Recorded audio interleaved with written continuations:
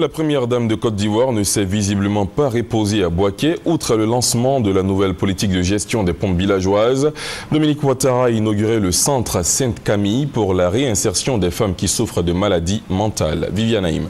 Et une fois de plus, sa solidarité à l'endroit des femmes et en particulier à l'endroit de ses concitoyennes. En effet, l'archevêque métropolitain de Bouaké, Monseigneur Siméon Awana, avait sollicité sa présence pour l'inauguration et la bénédiction solennelle du centre de réinsertion des femmes malades mentales situé au quartier Belleville. Invitation qu'elle s'est faite un devoir d'honorer. Ce centre est un don extérieur de personnes de bonne volonté qui ont voulu ainsi apporter leur pierre à l'action charitable de l'association Sainte-Camille, créée par un homme de foi, Grégoire Aebonon, et qui se dévoue depuis plusieurs années à l'encadrement et aux soins des personnes atteintes de maladies mentales. L'association Sainte-Camille bénéficie du parrainage de l'archevêque de Bouaké et du soutien de tout le clergé de ce diocèse. C'est l'ONG suisse-italienne ACTA qui a entièrement construit et offert ce centre de réinsertion des femmes malades mentales à l'association Sainte-Camille. La présidente de cette ONG, Madame Mimi Lepori, était présente à cette cérémonie d'inauguration, ainsi que l'ambassadeur de Suisse en Côte d'Ivoire.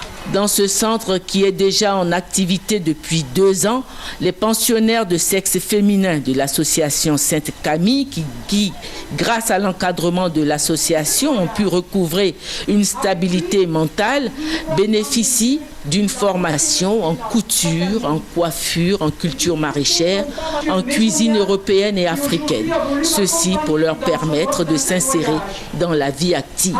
Ce centre est aussi doté d'une structure de santé, d'une chapelle, de dortoirs et d'un préscolaire pour leurs enfants. Mais des difficultés apparaissent dans ce bel ensemble.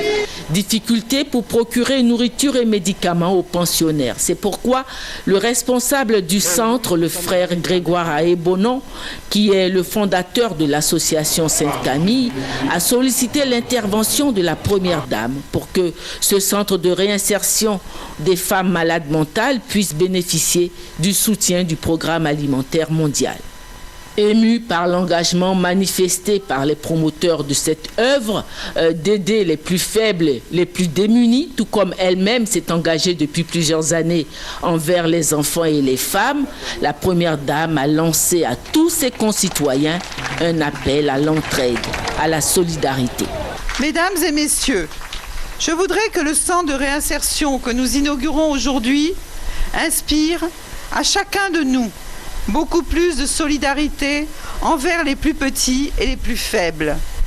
À tous les niveaux, nous pouvons agir pour aider nos concitoyens à avoir une vie meilleure. Que toutes les bonnes volontés qui soutiennent déjà nos frères et sœurs dans le besoin soient remerciées. Que ceux qui ont l'intention de s'y engager n'aient aucune appréhension. A priori, la route du partage peut paraître sinueuse, mais lorsqu'on l'aborde, on réalise quelle est la plus belle des voies à suivre. Bel exemple de la solidarité qu'elle a su toujours démontrer à l'endroit de ses concitoyens, la première dame, une fois de plus, a fait un important don en vivres, en médicaments et en matériel de formation, le tout pour une valeur de 30 millions de francs au centre Sainte-Camille pour la réinsertion des femmes malades mentales de Bouaké.